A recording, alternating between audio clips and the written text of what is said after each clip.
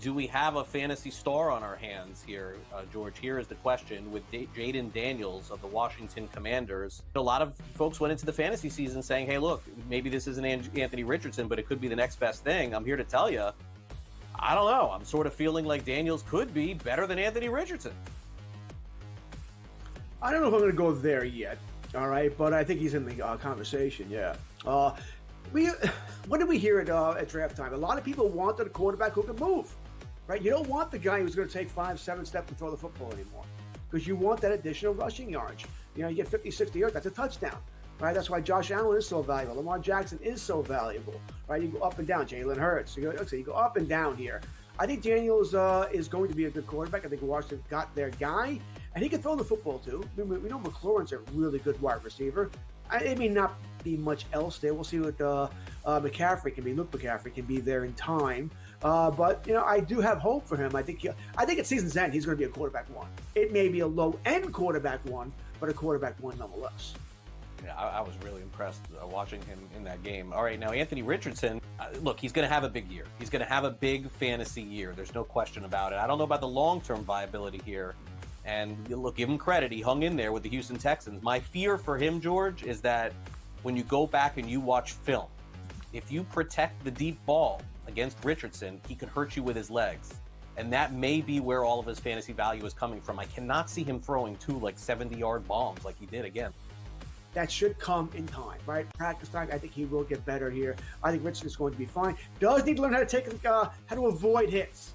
All right. Once again, that hit. Remember that hit from Tua last night? He initiated it. Slide. The rules are made for you not to get hit. Take advantage of them.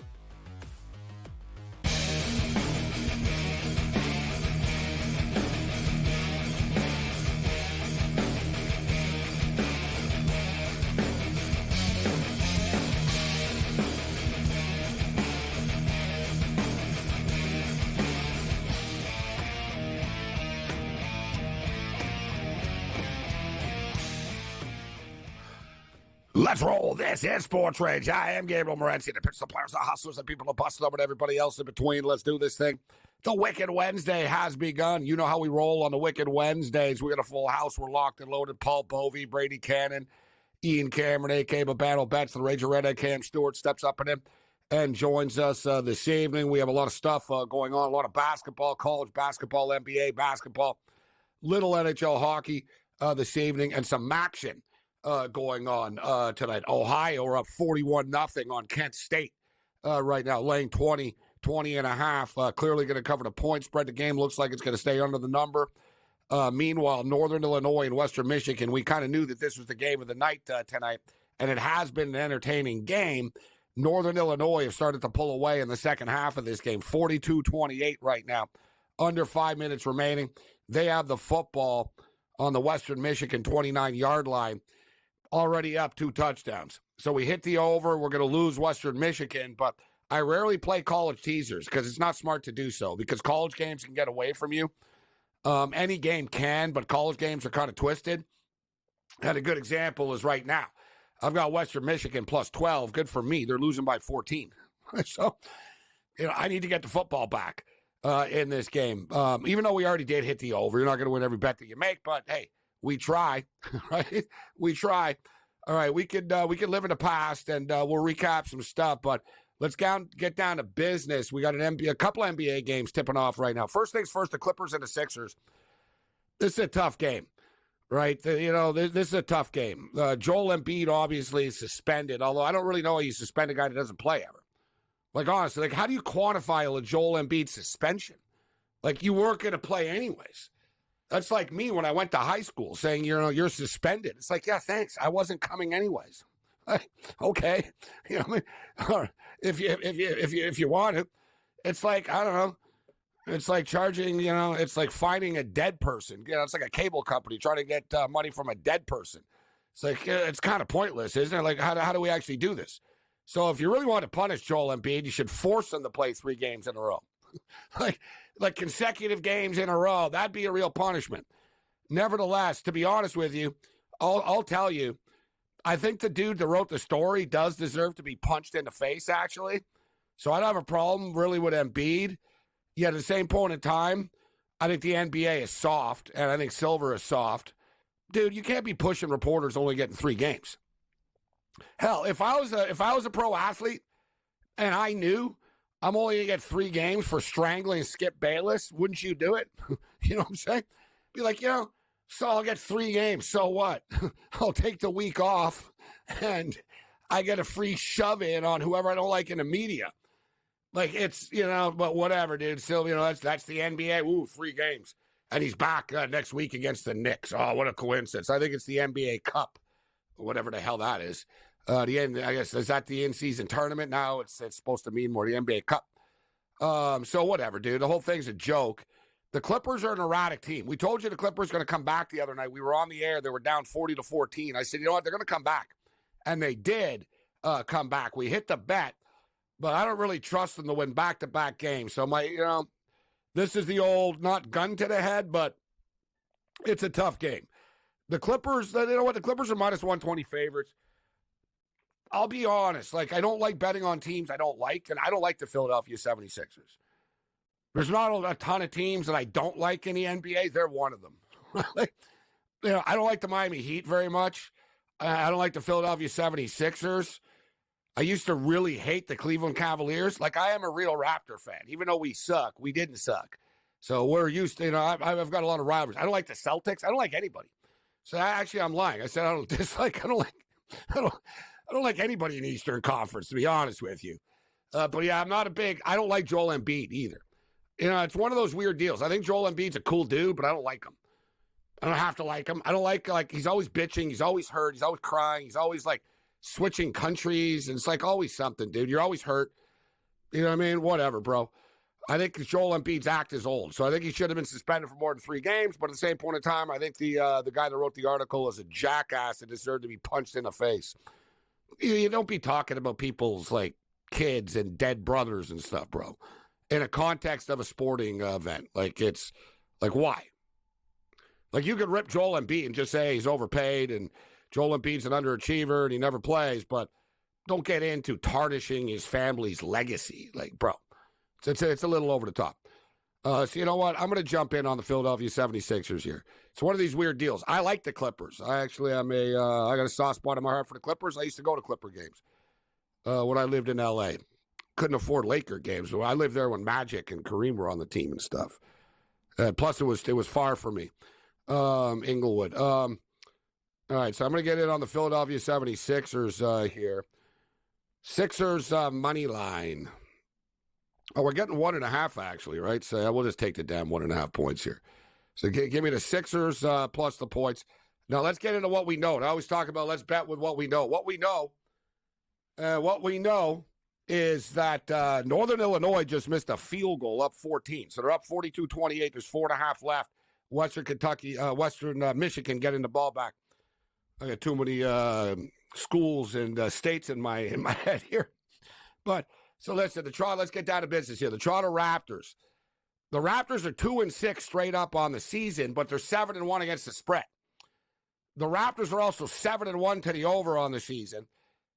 Quickly's been hurt. Quickly's been out. Scotty Barnes is out for like a month or whatever. Scotty Barnes is always out. He's like Joel Embiid now. So, like Barnes, I've given up on Barnes, to be honest. Same thing. I like him, but he's always hurt. But R.J. Barrett has stepped up.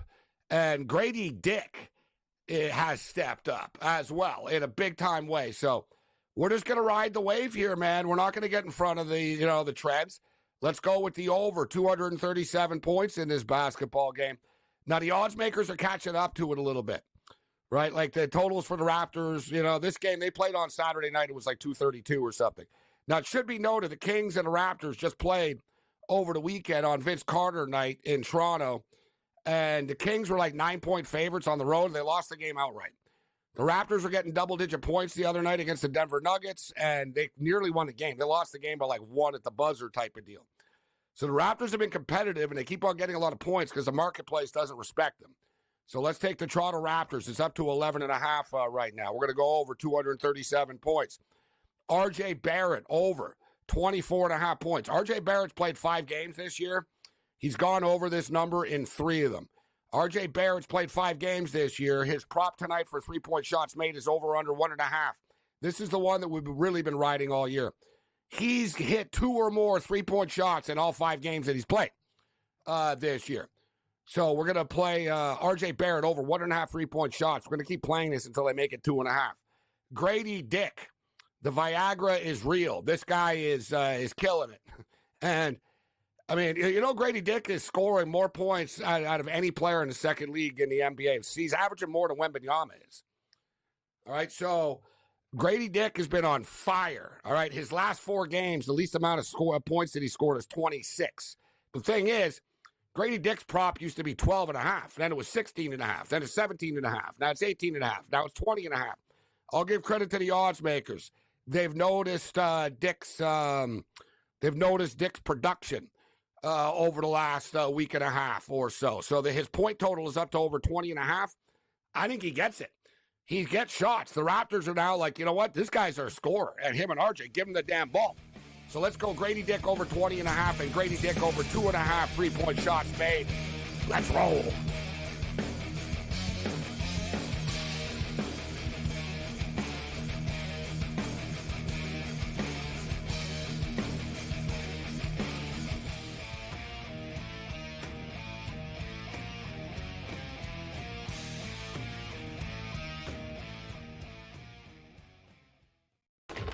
Enter into the magical world of McLuck.com, where even the smallest of spins can win real cash prizes. Adventure into over 1,000 of the best Vegas-style slot games. So what are you waiting for? Unlock your free welcome offer today. Join the fun where winners play and players win. Anyone that's been to a sporting event, the atmosphere before a game, I think Game Time Decisions has that same exact atmosphere. This is our arena.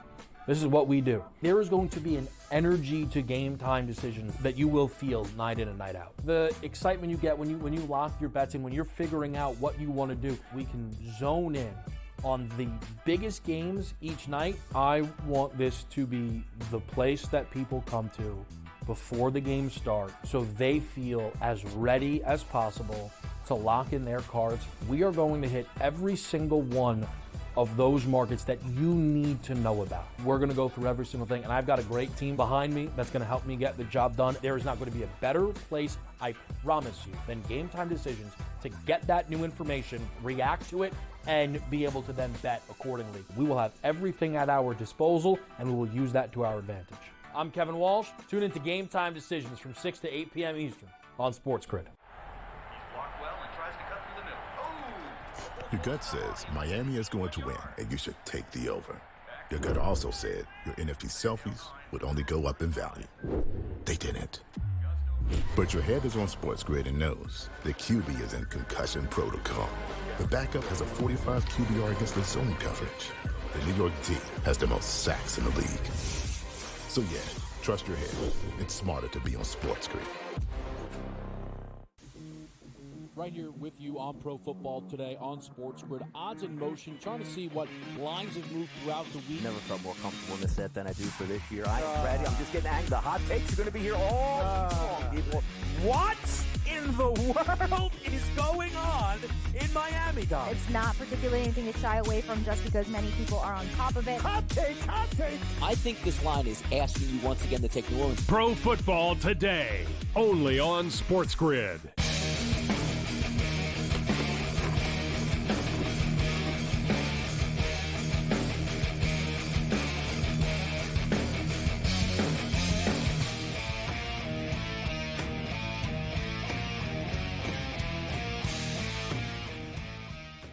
This is SportsRage. I am Morency, and I thought Wolves were supposed to be smart. The quarterback's name is Wolf on Western Michigan. They're down by 14. They have the football. There's like 3 minutes left. Dude, every damn possession, every series, they're in like a 4th and 4, 4th and 5. They've gone for it like 5 times tonight. So once again, they're in a 4th and 5 for midfield type of deal. He drops back to pass. Like a lot of times, no one's been open. He had all this room to run. He really could have easily picked up the first down. And when I saw him line up and he threw like a fastball, I was like, kid, whoever, because you couldn't see the receiver from the angle, I was like, whoever you're about to throw this to better be wide open, bro, because you could walk this for a first down right now. And, of course, the kid was like double teamed, incomplete, and now NIU get the football back with about 2.5 minutes left. Let's bring in a man who last year really enjoyed betting the MAC. I don't know how you feel about the MAC tonight. We got Paul Bovey and Cam Stewart in the house. Paul, good to see you. Any MACtion for you tonight? I'm going down in flames here. I got a split. I bet the over of the game, but I took Western Michigan plus the 2, and I never advise college football teasers because I know it's stupid. But I was like, you know what? If they lose this game, it's going to be close. So I'm going to take them plus 12, and I got the Cincinnati Bengals tomorrow. So I was like, you know what? I'm going to add this. And lo and behold, they're about to lose by 14. And I even have an in-game over 74.5 here. I need another effing touchdown. I don't think it's going to happen. NIU are looking just to kill the clock in a couple of minutes. So yeah, the MAC is back, Paul. The MAC is back. It was spectacular tonight. I had Ohio in the first half, minus 11. And I searched out a 19.5 on the team total. I saw 20s, grabbed the 19.5, and my vigilance paid off because, as you know, they put up 20. In this second game, I went over 27 in the second half, and that worked out pretty easily, pretty fast. So I'm all in on the MAC. I'll be waiting for it next Tuesday night. But right now we have NFL, we have college, and a lot of money to be made. Much more entertaining than the Conference USA, though. Like, this game delivered tonight. This was a classic MAC game. We had returns and pick sixes and whatever. There was all kinds of crazy stuff that happened in this Northern Illinois, Western Michigan game. Ohio laying 20. This is the one that I sort of regret not just really hammering because Kent State are that bad. And here we are right now. It's 41-0 for Ohio late in that football game. So they're about to roll. And it's not the MAC, Paul, but your alma mater in action tomorrow night. The FAU Owls go to East Carolina, take on the Pirates tomorrow night. You know, I can't get a good read on them. Cam Fancher, he's been great at times. He's been pedestrian at times. So I'm actually just going to take a step back. There's a few games on Friday night that I'm looking at, and Saturday's, to me, a great card.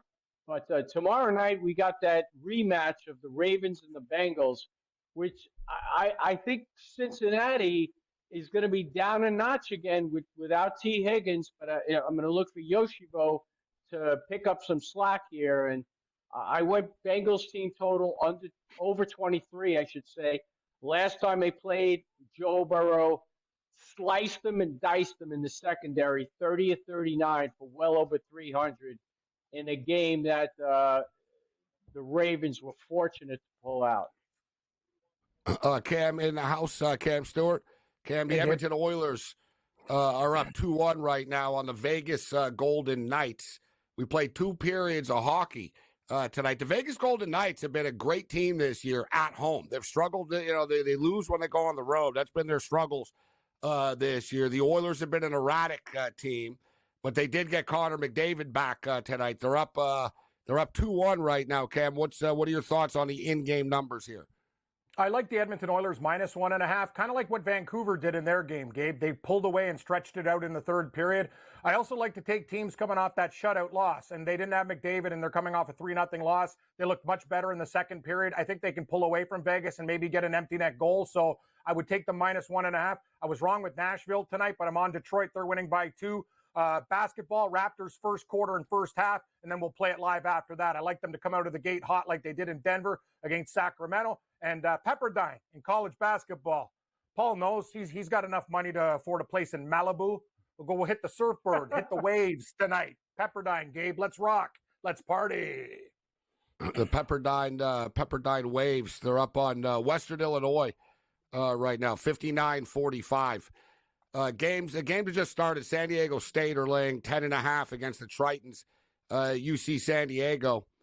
It's a tough spot, this one. This Triton team's pretty good. They went 15-5 in conference play last year, and they have a lot of talent back. But I thought the point spread was just a little bit light in this game. So I ended up staying away Paul, the Toronto Raptors to start the season, 2-6 straight up, but a very incredibly robust 7-1, Paul, against the spread.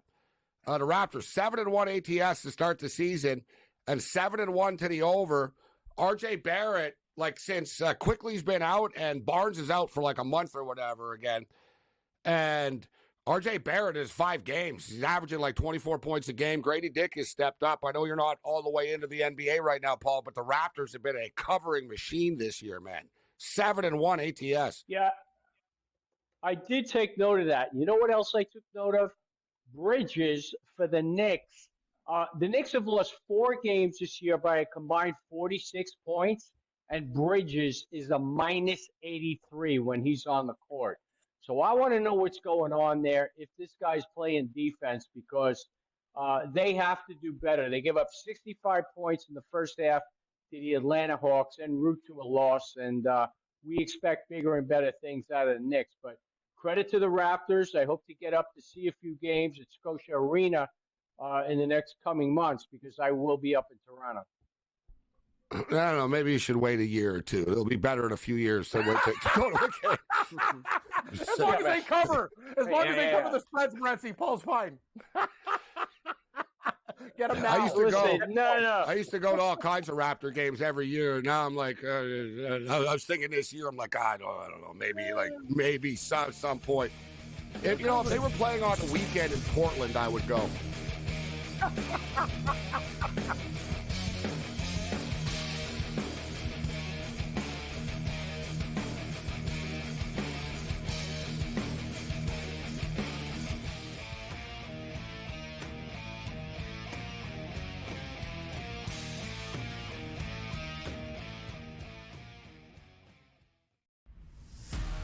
Are they definitely done with Daniel Jones from this point? And any shot that Dable is off the sidelines, meaning he gets fired before next season? They have a general manager in Joe Shane. Every big move has to get approval by ownership.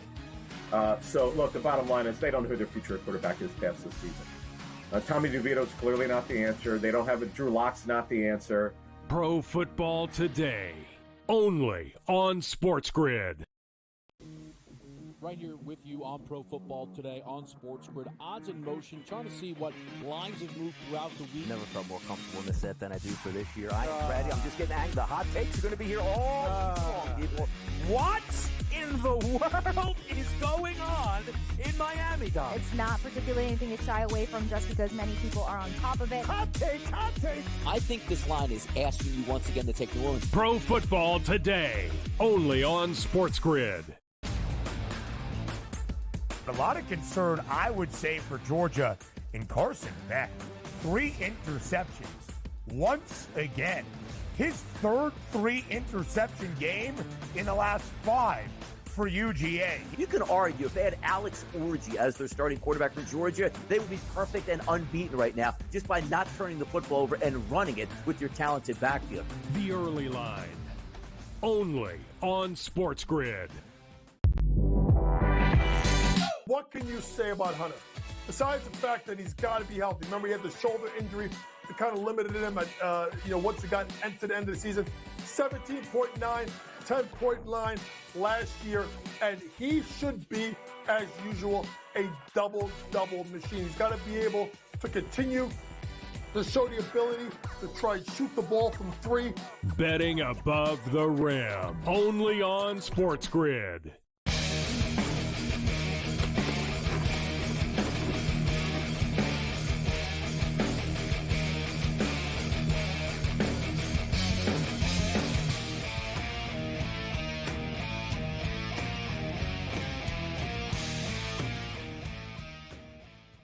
This is SportsRage. I am Gabriel Morency. A lot of action going on right now as we speak, specifically on the hardwood. The Mavericks are beating up on the Bulls 93-70 with 10 minutes left in the game. In-game total is 211. The Oklahoma City Thunder are up 11 on Denver. They're laying 10.5, 236.5 early in the third there. Got a close one, Miami and Phoenix. The Heat are up 66. Every Phoenix Sun game is close. I ended up jumping in on the Sixers plus the 1.5 just as because it's their type of game, and plus the Clippers are a very erratic team. They were down big the other night to the Spurs. We took them to come back. They did. I could see them losing to Philadelphia tonight. You got Paul George. You got Maxey in the lineup, even though there's no Embiid. And the Toronto Raptors, the 7-1 Raptors in Sacramento are leading 21-19 right now with 4.5 left in the first quarter. In-game total is 240.5. The odds makers are starting to catch up a little bit, though. The Raptor totals were like 227, 228, then 232, 233. Now they're not playing around. They just made it 237 tonight. But these two teams played this past Saturday night, and it was a track meet. So I'm expecting another track meet once again this evening. We got Paul Bovey in the house. We got a bunch of picks that I want to share that Paul's pulling the trigger on. And, Paul, you started off with the football game tomorrow night. The Cincinnati Bengals and the Ravens. These two teams played a track meet earlier in the year. Burrow's still frustrated from that football game. Like, a lot of people were like, what's Burrow's problem last week? Because, he threw 5 touchdowns and he seemed not in a good mood. Because he was like, so what? We beat the Raiders. Who cares? Right? That was his attitude. He was like, they want to get back to 500 and then they can start from there. And they've been trying to get up here back to 500 and they're 1 win away right now. So I'm expecting the Bengals to be in all business mode here, Paul. But, Baltimore are a tough team to deal with. I am expecting points in this game, but how are you approaching it? Well, look, I don't think anybody's going to dispute that the Ravens right now are very soft in their secondary. We can look back at that Tampa Bay game, Baker Mayfield up and down the field with Godwin and Evans, and look back to that Bengal game. The Raiders came back and knocked a lot of people out of Survivor, 26-23, and it was Minshew that threw for 200 yards in the second half. So this team has been torched in the secondary. Now, no T. Higgins, which is definitely going to hurt the Bengals. But I think Yoshiro will step up. He hasn't done much this year, but he's next man up, and he's the guy. Gesicki was a large part of the offense, a huge part of the offense on Sunday. They'll probably look to him. But I'm going to look for Yoshiro, longest reception. I imagine it's going to be 15, 16 and a half. I don't see him not getting there. And I look for the Bengals to go over their team total. I'm going to take them at 23. I already took them at 23 and a half. I like staying under the 24 number because 3 touchdowns, a field goal. It's I'm not going to say it's probable, but it happens enough where you want to stay below that number. So that's where I'm going with the game. I don't want to bet against the Ravens offense. I would just like to bet against the defense and go with the Cincinnati team total over. Last week, we spent a lot of time talking about the Rams and Seahawks game. And that, I know you were all in on the Rams, Paul. That was quite the sweat job. They ended up getting it done in overtime. Oh, God. That was awful. And I'm going to tell you, I actually added to that position. And sometimes when you add to positions and you go in with too much, you get scared. And that's exactly what happened because it didn't look very good. So I ended up taking Seattle back for half at +3. And I thought I was going to catch it or at least catch a push on one end when the Rams had the ball and going for the winning score. But at that point, I was just happy to get the Ram win by 6, 26-20. I caught the team total over, lost the total on the game, but it definitely worked out. They did not look very good. It was a matter of Geno Smith looking bad. I mean, the turnovers were ridiculous, and some of them were just... Their center sucks. He can't even snap the ball properly. It's not all on Geno. The guy can't even snap in the league. Guy sucks. He's put it 10 yards over his head. He's doing it all year. It's ridiculous.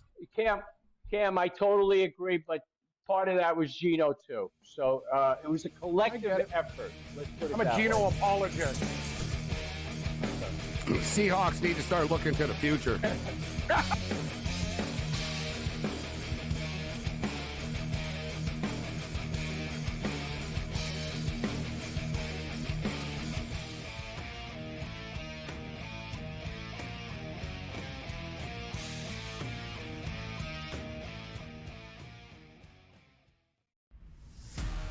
Are they definitely done with Daniel Jones from this point? And any shot that Dable is off the sidelines, meaning he gets fired before next season? They have a general manager in Joe Shane. Every big move has to get approval by ownership.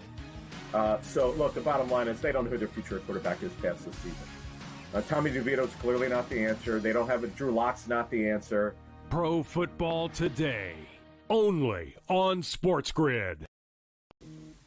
Right here with you on Pro Football Today on SportsGrid. Odds in motion, trying to see what lines have moved throughout the week. Never felt more comfortable in this set than I do for this year. I am ready. I'm just getting angry. The hot takes are going to be here all long, people.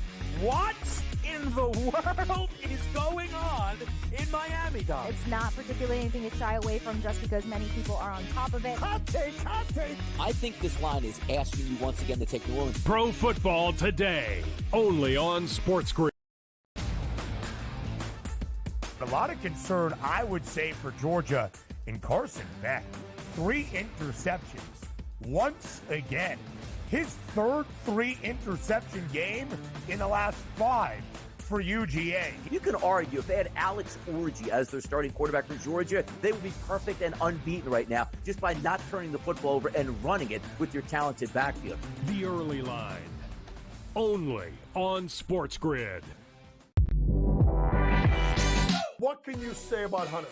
Besides the fact that he's got to be healthy. Remember, he had the shoulder injury that kind of limited him at, once he got to the end of the season. 17.9, 10.9 last year, and he should be, as usual, a double-double machine. He's got to be able to continue to show the ability to try and shoot the ball from 3. Betting above the rim, only on SportsGrid.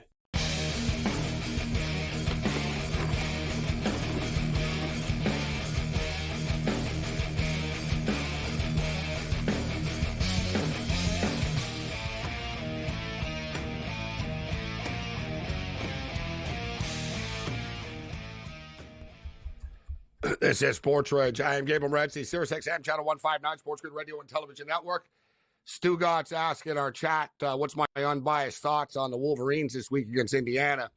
And I just responded to him. I typed in, Michigan is in trouble. That's my unbiased thoughts. Like the Raptors are 7-1 against the spread. And it's kind of, you just keep riding it. The Michigan Wolverines are 2-7 against the spread now. But they don't cover. Like they've won some games. They've actually won 5 games this year. So it's not like they're 0 and whatever, but they're 5-4 straight up. To their defense, their schedule is a freaking killer. Like I knew coming in, it was going to be a problem. Like you look at some of these other teams, it's like, Ohio State. All right, you played the Oregon Ducks, Ohio State. Like that's your game, and you lost. So you played the Ducks. Michigan played the Ducks and lost as well. But you played the Ducks and lost. Like Michigan also played the Texas Longhorns. Michigan, also already played, like Notre Dame, their big game against USC. Michigan played USC. They played Texas. They played Oregon. They're playing Ohio State. Like, dude, the Carolina Panthers wouldn't survive Michigan's schedule. Right? So Michigan are just sort of, it is what it is. But the Hoosiers are badass. We'll get to it later in the week, Stu. But the thing is, Michigan have owned, Indiana historically, big time. So, for whatever it's worth. Yeah, it's one of these Indiana, rarely has ever beaten them. But it's not the same Michigan team. But one thing with the Michigan team is they haven't quit. So it's not like, they're having a bad year and they don't care. No, they care, right? They're battling out there. Their offense is freaking terrible. It's embarrassing. Michigan have the 131st ranked passing attack out of 134 teams. That's you got a problem with Army's passing attack is better than you. But nevertheless, all right, Paul, I see you're taking a look at my Buffalo Bills and the Colts game this week. So they made the change in Indianapolis with the quarterback. It gives us a better chance to win. Does he? That's what Joe Flacco does, bro. Joe Flacco will have a couple of games where he'll throw the ball around and stuff, but then reality will kick in. And just like it did with the Cleveland Browns, and he threw 6 interceptions in a row or whatever. And he kind of doesn't care. What are you going to do? Cut him? You know what I mean? He's like, I'm only here to help you. So he kind of, he doesn't want to get hit. Once the play breaks down in the pocket, it's completely dead. I can see the Bills murdering him this week. And Steichen sticking with them, or is Flacco going to bounce back, Paul? Because you think there's going to be some points in this football game. I thought there was going to be points in the Viking-Colt game. They both went up and down the damn field, but the 5 turnovers and 3 missed field goals killed us. First of all, let me straighten you out on something. Army quarterback, 27 of 47. He's going against North Texas. He'll probably throw for 300 yards. Now let's get to the Colts and the Bills game. That's better than Michigan. That's better than Michigan. Let me straighten you out. This guy's the best. Okay. Straighten me out. Wolfie's awesome. Okay. Should have been a lawyer. All right. Yeah. What do you got? I've heard that before a few times. Oh, yeah. But anyway, I want Yeah. you to, okay, the Colts passing defense. Now, when Brents went out, who's their best corner in the first game, that really dented their back end. And they lost Kenny Moore for a few weeks. He came back, but their back end is still poor. If you take out the games they played against Miami with Hundley and Tennessee with Levis, and you go back over the last 4 games against teams like Jacksonville and Minnesota, to name a few, they have given up 81 completions and 105 targets. That's running at about, 78%? So the secondary is poor. Shakir should have a big game.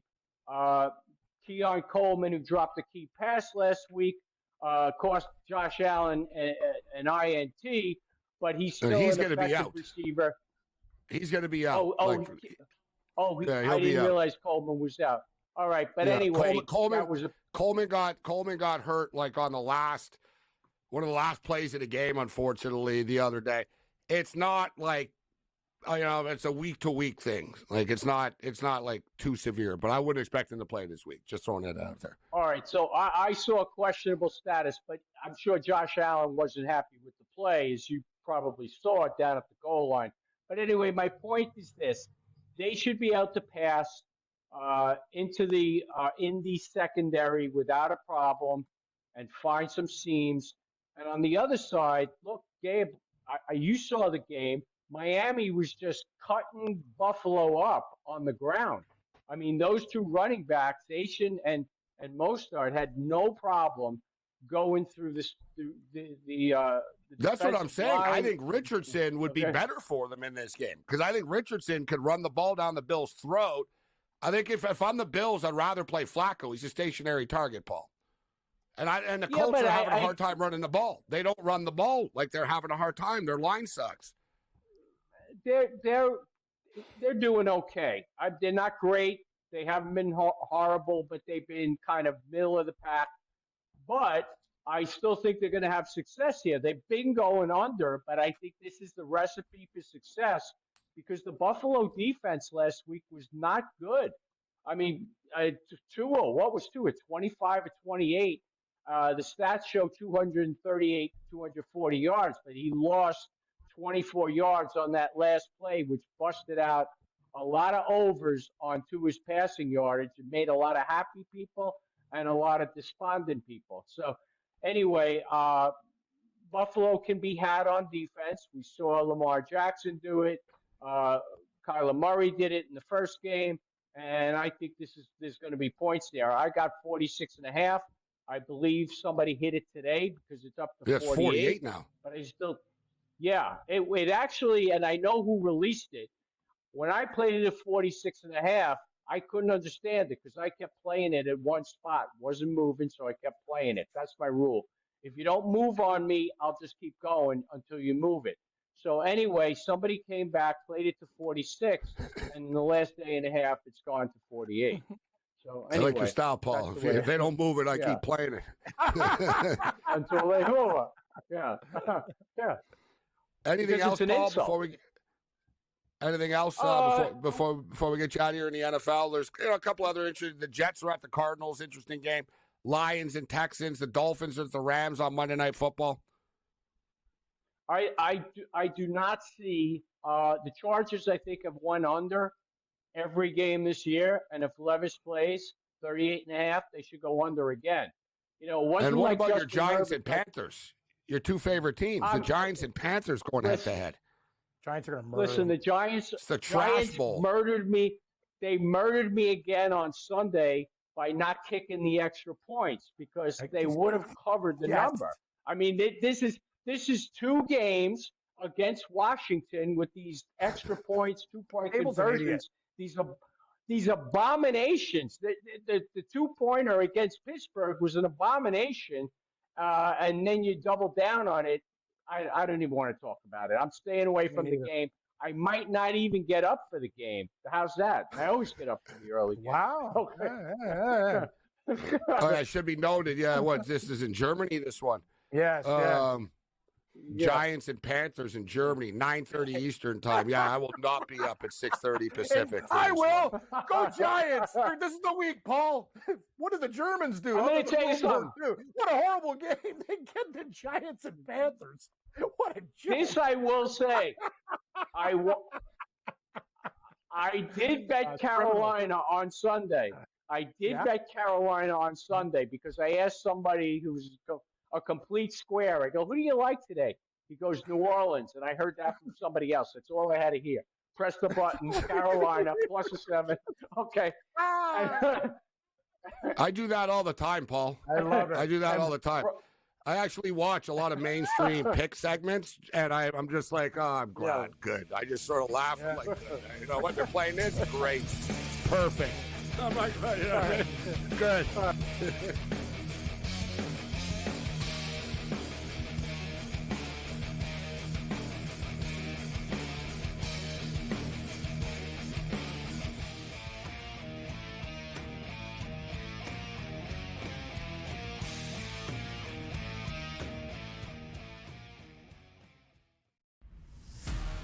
Are they definitely done with Daniel Jones from this point? And any shot that Dable is off the sidelines, meaning he gets fired before next season? They have a general manager in Joe Shane. Every big move has to get approval by ownership. So, look, the bottom line is they don't know who their future quarterback is past this season. Tommy DeVito's clearly not the answer. They don't have it. Drew Lock's not the answer. Pro Football Today, only on SportsGrid. Right here with you on Pro Football Today on SportsGrid. Odds in motion, trying to see what lines have moved throughout the week. Never felt more comfortable in this set than I do for this year. I am ready. I'm just getting angry. The hot takes are going to be here all long, people. What in the world is going on in Miami, Dom? It's not particularly anything to shy away from just because many people are on top of it. Hot take. I think this line is asking you once again to take New Orleans. Pro Football Today, only on SportsGrid. A lot of concern, I would say, for Georgia in Carson Beck. 3 interceptions. Once again. His third 3-interception game in the last 5 for UGA. You can argue if they had Alex Orgy as their starting quarterback for Georgia, they would be perfect and unbeaten right now just by not turning the football over and running it with your talented backfield. The early line, only on SportsGrid. What can you say about Hunter? Besides the fact that he's got to be healthy. Remember, he had the shoulder injury that kind of limited him at, once he got to the end of the season. 17.9, 10.9 last year. And he should be, as usual, a double-double machine. He's got to be able to continue to show the ability to try and shoot the ball from 3. Betting above the rim, only on SportsGrid.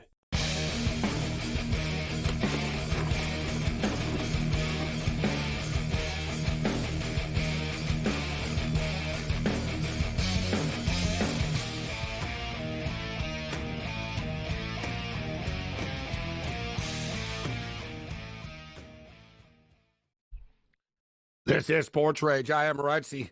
We got NBA basketball, college basketball, NHL hockey. The sports equinoxes are colliding once again. Tomorrow night we'll have NFL football. For the record, the Raptors once again are doing their thing. They were getting 11.5. They're winning 39-30 right now over the Sacramento Kings. We're early in the second quarter of play. Sixers are up 27-24 on the Clippers. 87-84 Miami and Phoenix going into the fourth quarter of play. In-game total is 223.5. Phoenix are getting 2.5. All these games are always close, the Phoenix games. Oklahoma City and Denver. Denver have come back, actually. 87-87. Could be a decent time to jump in on the Thunder. They're minus 155 money line, minus 2.5 on the point spread. And the Mavericks continue to kill the Bulls. There's only a couple of minutes left in that game. Quick college basketball check. Close one going on in San Diego State. The Tritons are hanging with the Aztecs, 21-20 right now. Late in the first half, Creighton's beating UT Rio Grande Valley, 85-80. We got Eastern Washington and Seattle in a couple of in the final moments, but not a lot of glamour basketball on the way out here. But speaking of glamour, let's send it to Las Vegas, Nevada. Brady Cannon steps up, and then the glamorous one, the Las Vegas golfer, Brady Cannon. What's up, Brady? I've never had an intro like that. Seriously, it's like a wrestling intro. The glamorous one, Brady Cannon. Lifestyles of the rich and famous from Las Vegas with a super contest winner. There you go. I need to double that up. You know what? I really do need to be a 2-time super contest winner. I mean, it's hard to say you're not validated if you win it once, but boy, 2, man. And we've got one team, knock on wood, we've got one team that's like doing Dave pretty Roberts. well. You're like Dave Roberts and the Dodgers. Yeah. You won once, but people aren't appreciating your greatness enough. You need to do it again and really get up there. I really do. Solidify it. Set it in stone. I know the feeling. Some years it's not, there's nothing you can do, right? You know what I mean? There's just sheer frustration. Look, I had put in a good example is I had the Chicago Bears in the contest last week with Washington. What am I going to do, dude? I lose on a freaking hill 2 weeks ago. Yeah. No doubt about it. I've had a ton of those this year, but I just sort of roll with it. But let's start off with the golf. Okay. Well, I just want to interject here. I think I've mentioned the name before on the show, Anthony Curtis. I just finished up a dinner with Anthony. He's a Las Vegas legend. He's one of the all-time best blackjack players in the world. And he's really an ambassador for Las Vegas. He runs a company called Las Vegas Advisor, and go check it out. It's everything you ever want to know about Las Vegas. But we play on a contest team together, and we're barely batting 500. And he said, "Hey, look," he goes, and I said, "Yeah, I'm down a little bit because I feel like our process is not, efficient or something." He goes, "Hey, look, there's 150 people left in Circa Survivor. That tells you all you need to know. It's crazy." And I said, "Yeah, you're probably right." I like Anthony Curtis's stuff. I've seen him. I've read the website quite frequently, actually. So yeah, you know what? It's interesting you bring up the process, Brady, because last week I had a 1-4 week, and I had some bad whatever, and same thing, dude. I'm 22-22-1. Like after the 1-4 week, I was like, exactly. I'm finally, I'm 3 games up. If I can go, I'm going to get up here. I'm going to get into this thing, and then boom, it was like just frustrating, one after another, like But I look back, and it's back to Dave Roberts again. I'm obsessed with that, but. And I heard Dave Roberts talk. Dave Roberts went on the Mookie Betts podcast the other day, and I think they're still drunk, and they were super honest. It was pretty cool. And Dave Roberts, he goes, we were stuck in the analytics too much in the past sometimes, and he goes, we decided as an organization to let me and let the catcher Will Smith and let's just be more baseball and let's go with our guts sometimes, right? And he said, we were so stuck with our plan before, even if the plan wasn't working, we thought it would work. And he said, we were much more spur of the moment. He goes, we did a lot of things that weren't planned, actually, that looked like were planned this year. And he goes, we got out of our box a lot more than we did in past years in the playoffs. And I swear, Brady, it hit me. I was thinking, what went wrong this past week? Because, any real gambler, right? You look in the mirror. Okay, what went wrong this week? Like a football coach. What did we do wrong? What happened?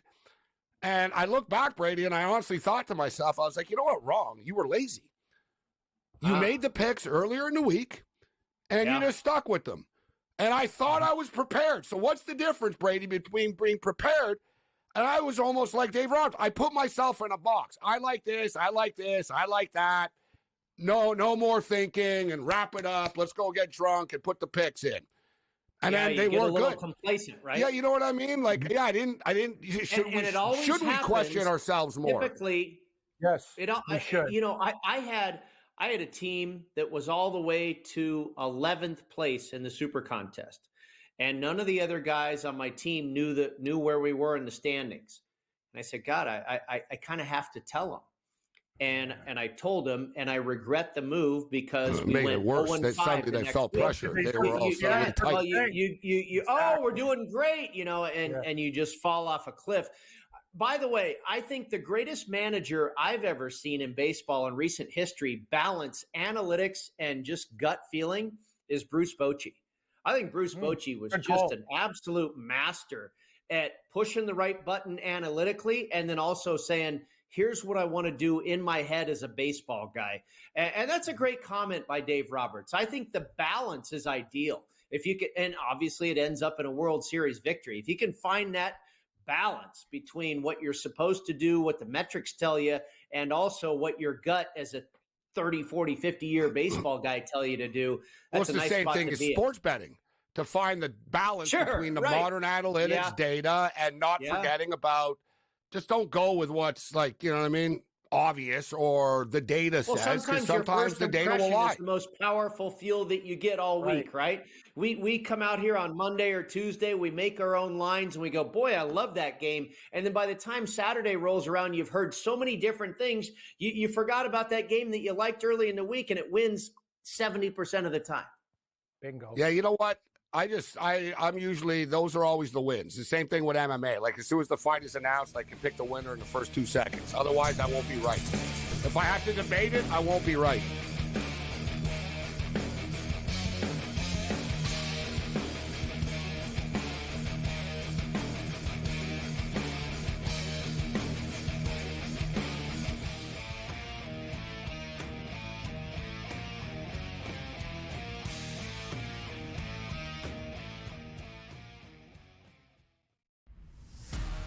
Are they definitely done with Daniel Jones from this point? And any shot that Dable is off the sidelines, meaning he gets fired before next season? They have a general manager in Joe Shane. Every big move has to get approval by ownership. So look, the bottom line is they don't know who their future quarterback is past this season. Tommy DeVito's clearly not the answer. They don't have Drew Lock's not the answer. Pro Football Today, only on SportsGrid. Right here with you on Pro Football Today on SportsGrid. Odds in motion, trying to see what lines have moved throughout the week. Never felt more comfortable in this set than I do for this year. I am ready. I'm just getting angry. The hot takes are going to be here all long, people. What in the world is going on in Miami, Dom? It's not particularly anything to shy away from just because many people are on top of it. Hot take. I think this line is asking you once again to take New Orleans. Pro Football Today, only on SportsGrid. A lot of concern, I would say, for Georgia in Carson Beck. 3 interceptions. Once again. His third 3-interception game in the last 5 for UGA. You can argue if they had Alex Orji as their starting quarterback for Georgia, they would be perfect and unbeaten right now just by not turning the football over and running it with your talented backfield. The early line, only on SportsGrid. What can you say about Hunter? Besides the fact that he's got to be healthy. Remember, he had the shoulder injury that kind of limited him at, once he got to the end of the season. 17.9, 10.9 last year. And he should be, as usual, a double-double machine. He's got to be able to continue to show the ability to try and shoot the ball from 3. Betting above the rim, only on SportsGrid.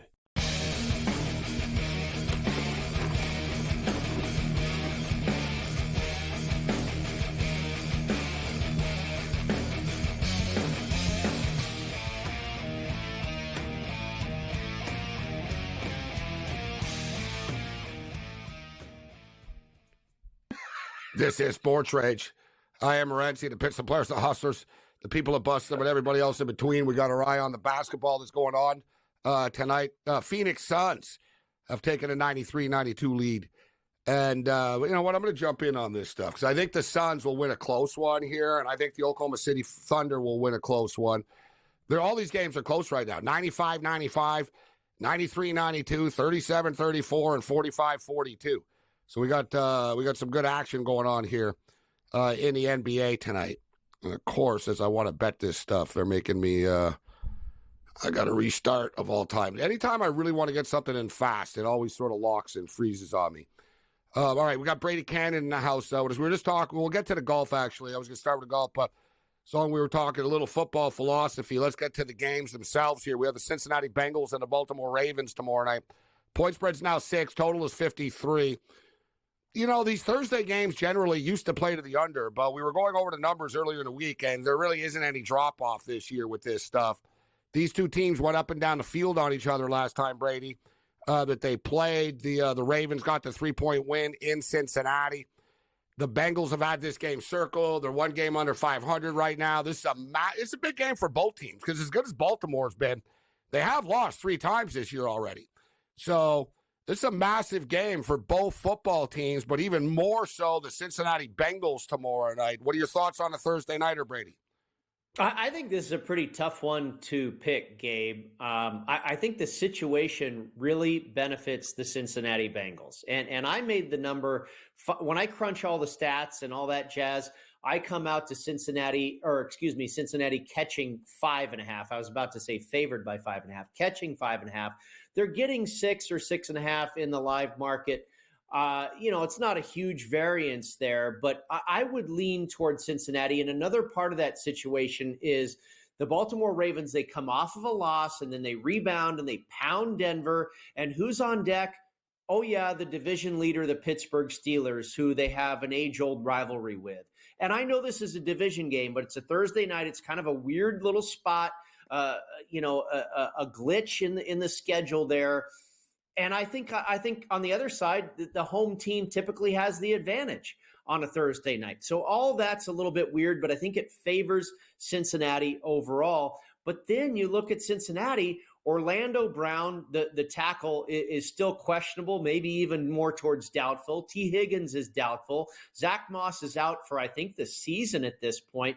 I actually bet against Cincinnati last week because I thought all their injuries, I thought this was a good spot for the Raiders to just kind of show up and play when nobody expected them to. And they really laid an egg. And Cincinnati actually showed up like I didn't expect. But it feels like, again, this is a good spot for Cincinnati to absolutely be competitive and stay in the number. But the injuries, and neither of these teams can play defense, which is probably good. That means take the points because it's going to end up being a field goal game again. There's so many different ways you can go with this one, Gabe. If you really put my hand to the fire, I'd take the points in the Bengals. I know you're looking at the Pittsburgh Steelers and the Washington Commander game. I really like the Commanders' move, bringing in Marshawn Lattimore to address their defensive issues. The Steelers bring in Mike Williams this week from the Jets to add to their wide receiver room. Commanders are spotting the Steelers 2.5 points here. You've discussed teams coming off the bye quite a lot this year, so there's a couple of intriguing angles to this. Steelers off the bye. Tomlin's been dominant in his career against rookie quarterbacks as well, but I don't know if Jane Daniels can be called a rookie quarterback, to be honest. Yeah, at this point. I would agree. He was with a rookie quarterback in his first game. Now he's not. Yeah. He's one of the best quarterbacks in the league. So rookie or not, but I'm just throwing that out there.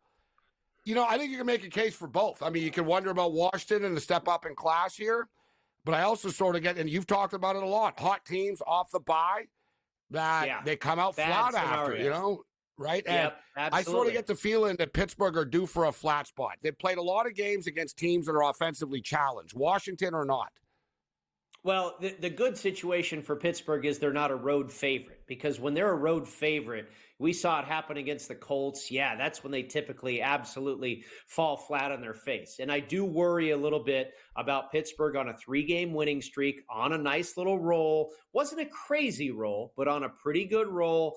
Going into their bye week, you force them to pause and stop that momentum and then come out on the other side. I think that's advantage Commanders. But I like the Steelers here. I took the 3 and I laid juice. I laid minus 115. You probably still find some 3s out there with some juice attached. And I think I'd rather do that than take the 2.5. We can get to it on the other side, boys. All right, we'll hit that and we'll get Cam and Brady's golf picks as well.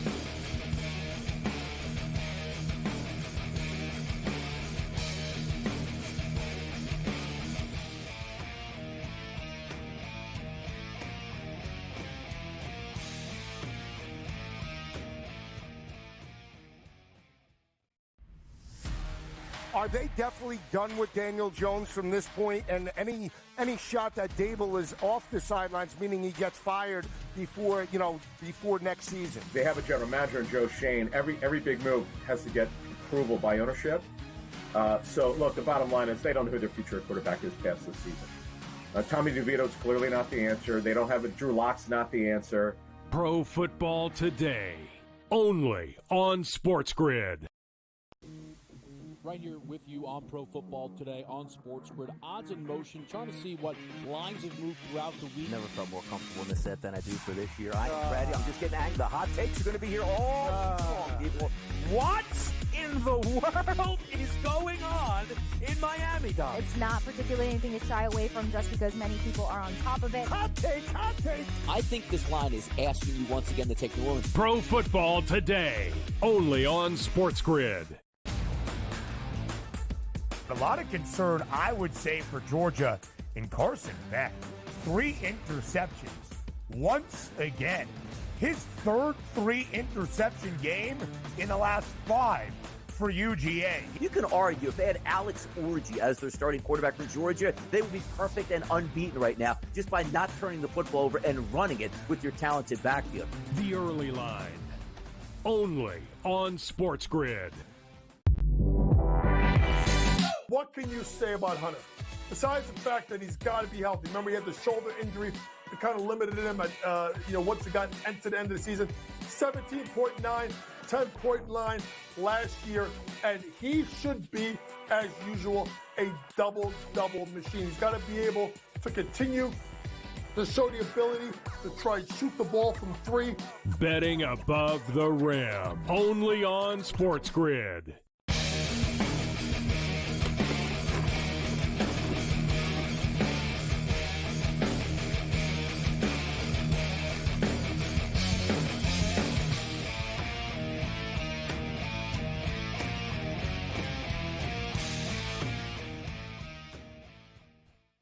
This is SportsRage. I am Gabriel Morency. The Raptors and the Sacramento Kings game has slowed down quite significantly. And the Raptors, as always, sort of start off hot and then sort of have these little roller coasters in the game. It's 54-51 for the Kings now, and the in-game total is down to 231.5. It's been hovering around 240 all game. Now it's about 6 points off the pace. Meanwhile, the Suns are up 2. The Thunder are up 1. Right now, the Clippers are up 3. We got a bunch of close games going on in the NBA. But we got Brady Cannon House, Cam Stewart. Let's get to their golf picks. And golf is a lot like the UFC. They rarely have weeks off. They had that 1 week off when they came back from Japan. But we're right back at it. And a lot of these players are trying to qualify and get automatic invites. So it's one of these fields where we got value with everybody. Right? I mean, the favorite is 17-1. Doug Gims, 24-1. Matty Schmid, 24-1. Ben Griffin, 27-1. So, Cam, I'll start with you. What are your picks for this Worldwide Technology Championship? Well, I used to say, people are like, you're going to take Gracerman as chalk. I'm like, well, his current form is unbeatable. And when I'd look at it against this field, I would say, yeah, the guy finished second. He's finished second, Gabe, twice in his last 5 tournaments. Like, he's knocking on the door and playing in big boys overseas. 3 times. Sorry, 3 times. Three You're right, times Brady. in Forgot his about the last last 5 starts. time. Runner-up. Yeah. Funny thing is, I had Nate Lashley. It would have won $17,000. Brady was right there. I literally got excited for a while. Classic Cam. He finishes 12th. That's why you forgot that one. yeah, there you go. Thanks, Nate. Anyway, I like the favor here, Gabe. I like Gracerman in Mexico. I think he's going to do quite well. One of Brady's favorite guys, Brady talked about it. Gracerman's the hottest player on tour right now. JJ Spawn is another guy. I'm betting guys in great form right now. Brady was really close the last time we came on. Another top 10 machine, this guy, 28-1. Matty Schmid, I've been so close with him as well. Like thirds and fourths and always in the top 10 at 32-1. I like the price. Nicho Echeverria is an interesting story. People are like, you're taking him? First of all, he's a South American. And he also won overseas. And the guys basically beat down some of the best players in the world. 55-1. Patton Gazire. Brady, you know him from his Vegas style. He does well in the offseason at 65. And dangerous Joel Damon. The best when Morency goes, who, Jeffrey Dahmer? I'm like, no, Joel Damon. 110-1. That was the best. But this guy needs a good performance this week or Joel Damon's in big trouble. He needs a paycheck. But wide fairways. And what does Joel do? He can hit the ball. It's about that putter. 110-1. That's what I like. Brady, what do you think of his picks? Well, Greiserman, there's no doubt about it. Like I say, 3 runner-up finishes in his last 5 starts. That's pretty tough to beat. I don't know if the kid has the attitude yet to kick down the door. I don't really like the way he kind of struts around the golf course. I don't like his demeanor. He may need some more scar tissue, but you can't. It's hard to bet against him. The guy's been that close. He's going to win He reminds soon. you of Brady. He's the same Justin Thomas. They're almost like identical in their actions, their walking, the way they are. They're exactly he's Thomas. He's like without a Justin Thomas without half the game. It's like he thinks he's Justin Thomas, but he ain't there yet. And that's what I kind of don't like about him. I mean, I was against him in a tournament recently, I believe. He makes an eagle on like the 13th hole. He holes out with a wedge, and he's got a 4-shot lead. The next hole, he hits his tee ball out of bounds, and he's tied again, makes a quadruple bogey. I'm not going to argue with the pick, Cam. It's a good pick, and it might be this week. But he's an interesting character at this point. JJ Spahn, Matty Schmidt, it was really close for me. He was like my last guy out that didn't make my card. He's been really good. I think it's 2 top 5 finishes in his last 2 starts. Kazire, you're right, offseason, been really good. 1 in Napa. And Joel Damon, Joel Damon can show up at any time. I went, basically the same type of potpourri smorgasbord of selections, guys that are good, guys that should do well here. I went with Ben Griffin at 28-1. He's really good with the irons. He's really good with the short game. He can make a lot of birdies. He's been in great form. He should be there once again. The field's watered down here. This course is really easy. It's going to be a birdie fest. You've got no wind to speak of. A little bit of wind on Thursday, but otherwise not a whole lot of wind in the forecast here. And then I went with Harris English. You look at Harris English and Matt Kuchar. Those are the 2 most accomplished guys in this entire field. They've contended for major championships. They've played on Ryder Cup teams. These guys have more wins on tour than the rest of the field combined. And Harris English, by the way, coming off of 2 straight top 10 finishes. And then I went with a couple of longer shots. Little Sammy Stevens. This guy's just showing up on leaderboards as of late. He really drives it far, makes a bunch of birdies, and can putt. And that's the recipe here. And then finally, not Cameron Young, who withdrew, but Carson Young at 85-1, just comes off of an 11th place finish in Utah, another course with really wide fairways and big greens. And he finished 9th here last year, like Damon, drives it incredibly straight off the tee, makes a lot of birdies, good on the par fours, just a really solid, steady game. And he has some history and some current form. So at 85-1, why not? I like it. I like the Harris English pick. I was going to throw him out there actually as well. I think it's great value. I see him at 30-1 right now, but I'm going to pick 4 guys here because I'm intrigued by the value, and I'm going to take 2 guys at the top, the chalk. Doug Gim, who I've been betting Doug Gim for years. So Gim's knocking on the door here. He's playing great golf. I think this is a perfect spot for him to win. You talked about Schmidt here. He caught my eye as well, Brady. Harris English also caught my eye for as well as he's playing at these odds. And here's just one. I look at him, I'm like, damn, 35-1 is pretty good. Johnny Vegas. Vegas, 35-1. So I'll take Johnny Vegas, 35, Harris English, 30, Schmidt, 24, Doug Gim, 24. And then we all win. Here's the thing about Johnny Vegas, too, to Gabe's pick, Brady. This guy, he could show up, and when he shows up, he's different. He wins. Remember, he went back to back. He wins at these tournaments when the big guys aren't there. This is his wheelhouse. It's perfect. Well, he just won a couple months ago in Minnesota. You're right. He won in Minnesota. He loves Canada. Like, he'll do well in Mexico. He's one of those guys. He just shows up. Like, the guy is awesome at the Canadian Open, and he knows how to close the door. A lot of these guys can get there. That's the thing about Schmidt. He's been really, really close, but I think he has more of a game than some of these other guys to actually close it, Gabe. We'll see about Gracerman. He went to Duke. He's a little bit too cocky for a guy that just got out. That's probably part of what I don't like about him as well. What a surprise. What a surprise that a kid that went to Duke is cocky. It was really nice who went to Duke, though, Streelman. I met Kevin Streelman. He's a very humble, nice guy. But he's an older Streelman's a good dude. He's the best from Duke. The young guys who went there, not so much. Greiserman walks around like, they owe him this victory. You're like, dude, man. They say, They say about kids from Duke and Notre Dame. They'll pick their nose. They'll pick their nose just to show off their graduation ring. Yeah, that's right. I wrote for the tour. I said, one thing that's not going to happen this week is Cam Young will not finish runner-up for the 8th time on the PGA Tour, but Greisman has a shot to finish runner-up for the 4th time in the last 6 starts. Yeah, that would be brutal if that happened to you, Cam, but I don't know. I just there's something about that guy. He's weird, man. He's got to change that expression on his face. He looks like, oh man, I got jobbed again. Everybody Come gets on, jobbed. Max. I know. It's like, yeah, he looks a little bit too like country club kid. He's got to lose that. It doesn't work. Brady Cannon, check out the contest show, the Super Contest show, the Survivor podcast. And hate us. We went 1-4 last week.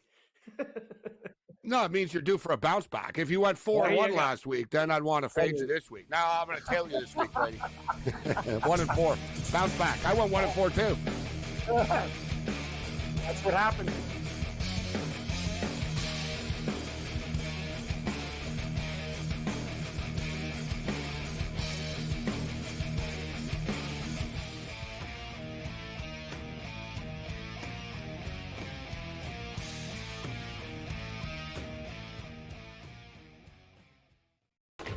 Enter into the magical world of McLuck.com, where even the smallest of spins can win real cash prizes. Adventure into over 1,000 of the best Vegas-style slot games. So what are you waiting for? Unlock your free welcome offer today. Join the fun where winners play and players win. Anyone that's been to a sporting event, the atmosphere before a game, I think Game Time Decisions has that same exact atmosphere. This is our arena. This is what we do. There is going to be an energy to Game Time Decisions that you will feel night in and night out. The excitement you get when you lock your bets in, when you're figuring out what you want to do, we can zone in on the biggest games each night. I want this to be the place that people come to before the games start so they feel as ready as possible to lock in their cards. We are going to hit every single one of those markets that you need to know about. We're going to go through every single thing, and I've got a great team behind me that's going to help me get the job done. There is not going to be a better place, I promise you, than Game Time Decisions to get that new information, react to it, and be able to then bet accordingly. We will have everything at our disposal, and we will use that to our advantage. I'm Kevin Walsh. Tune into Game Time Decisions from 6 to 8 p.m. Eastern on SportsGrid. Your gut says Miami is going to win, and you should take the over. Your gut also said your NFT selfies would only go up in value. They didn't. But your head is on SportsGrid and knows the QB is in concussion protocol. The backup has a 45 QBR against the zone coverage. The New York D has the most sacks in the league. So yeah, trust your head. It's smarter to be on SportsGrid. Right here with you on Pro Football Today on SportsGrid. Odds in motion, trying to see what lines have moved throughout the week. Never felt more comfortable in this set than I do for this year. Brady, I'm just getting angry. The hot takes are going to be here all long, people. What in the world is going on in Miami, Dom? It's not particularly anything to shy away from just because many people are on top of it. Hot take, hot take. I think this line is asking you once again to take New Orleans. Pro Football Today, only on SportsGrid.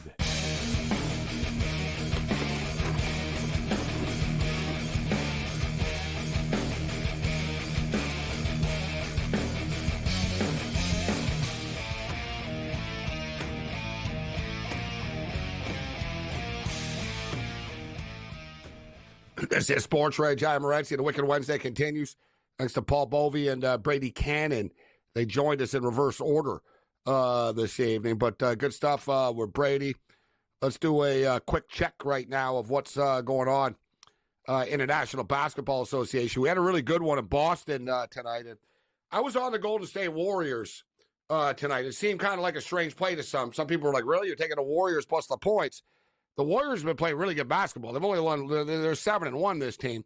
Boston shorthanded without Jaylen Brown, without Kristaps Porzingis. But I had a late impulsive play to the over, 228. And, you know, Golden State defense, this and that. And I was like, oh, they'll still get there.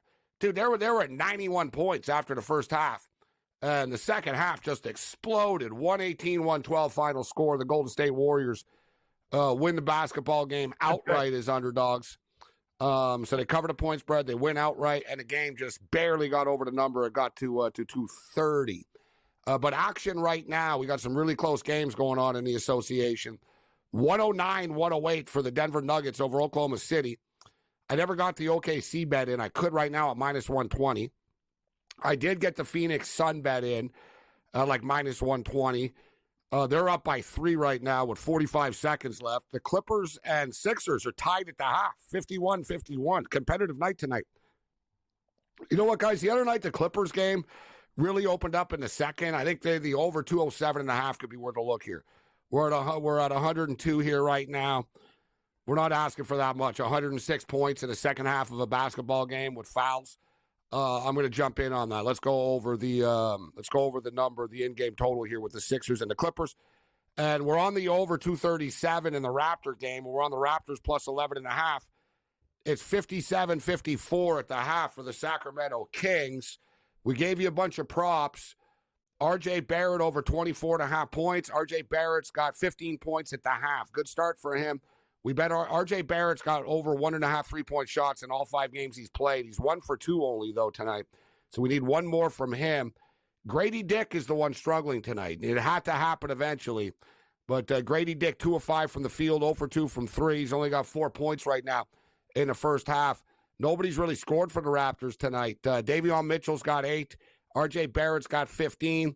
And Chris Boucher, who is very erratic, who can either not play poorly, or he'll give you 13 points in 12 minutes like he has done tonight. So, like, Boucher's all over the place.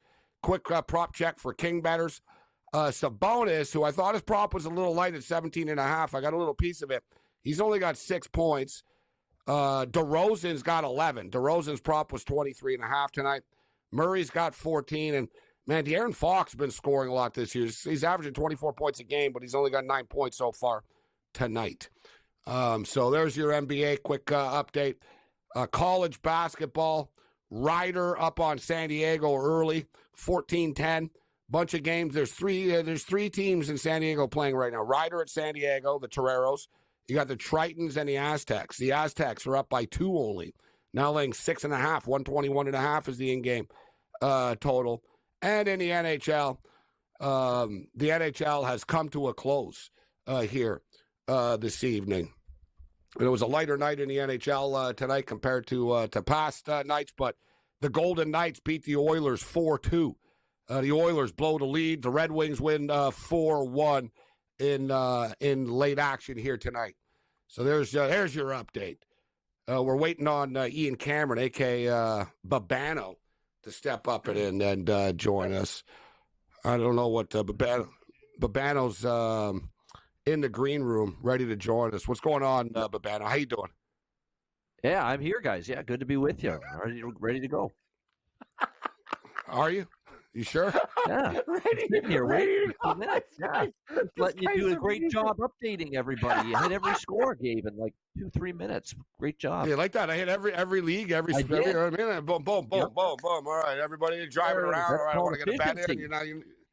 Yeah, who needs a ticker? Not our first dance.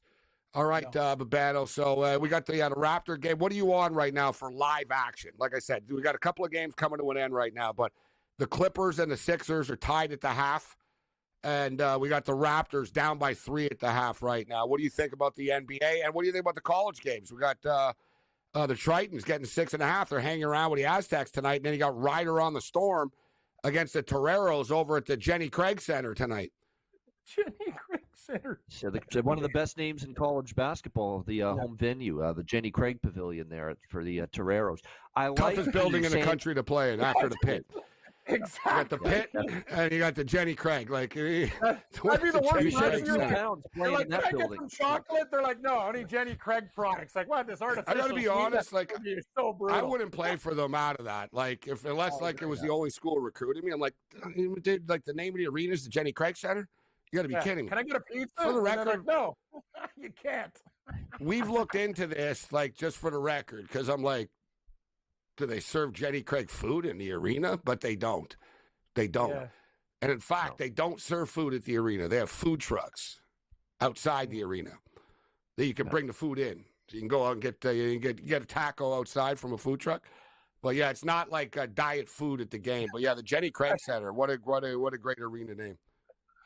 So I like the Tritons. I took the UC San Diego Tritons plus 10.5 pregame. There's some injuries with San Diego State. Jalen Ledee was their all-world player last year. He's gone. So there's a lot of changes and new faces and, of course, injuries, too, that Brian Dutcher has to deal with. So they're going to be a great team again. They always are, the Aztecs. But I don't think they're set up to be at their best here in November. So thought the Tritons were live. They're hanging so far. Rider San Diego, I took Riders on the Storm. Took the Rider Bronx there in that game because they played against UCLA, first game under their belt already. Meanwhile, for Steve Lavin's Toreros, this is just their first game. I thought it was a bit of a advantage for Rider going into this game. They've already been out there on the West Coast.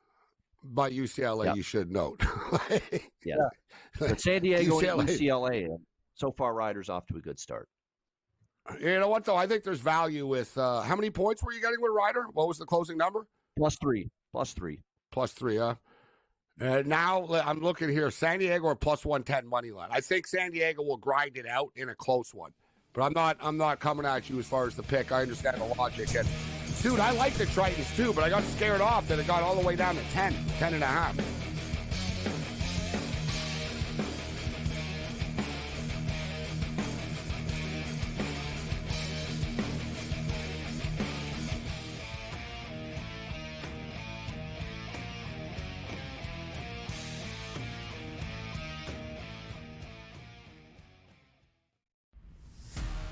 Are they definitely done with Daniel Jones from this point? And any shot that Dable is off the sidelines, meaning he gets fired before next season? They have a general manager in Joe Shane. Every big move has to get approval by ownership. So look, the bottom line is they don't know who their future quarterback is past this season. Tommy DeVito's clearly not the answer. They don't have it. Drew Lock's not the answer. Pro Football Today, only on SportsGrid. Right here with you on Pro Football Today on SportsGrid. Odds in motion, trying to see what lines have moved throughout the week. Never felt more comfortable in this set than I do for this year. I am ready. I'm just getting angry. The hot takes are going to be here all long, people. What in the world is going on in Miami, Dom? It's not particularly anything to shy away from just because many people are on top of it. Hot take. I think this line is asking you once again to take New Orleans. Pro Football Today, only on SportsGrid. A lot of concern, I would say, for Georgia in Carson Beck. 3 interceptions. Once again, his third 3-interception game in the last 5 for UGA. You can argue if they had Alex Orji as their starting quarterback for Georgia, they would be perfect and unbeaten right now just by not turning the football over and running it with your talented backfield.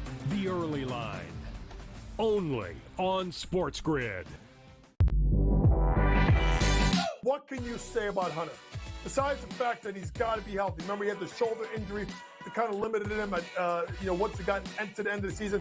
17.9, 10.9 last year, and he should be, as usual, a double-double machine. He's got to be able to continue to show the ability to try and shoot the ball from 3. Betting above the rim, only on SportsGrid.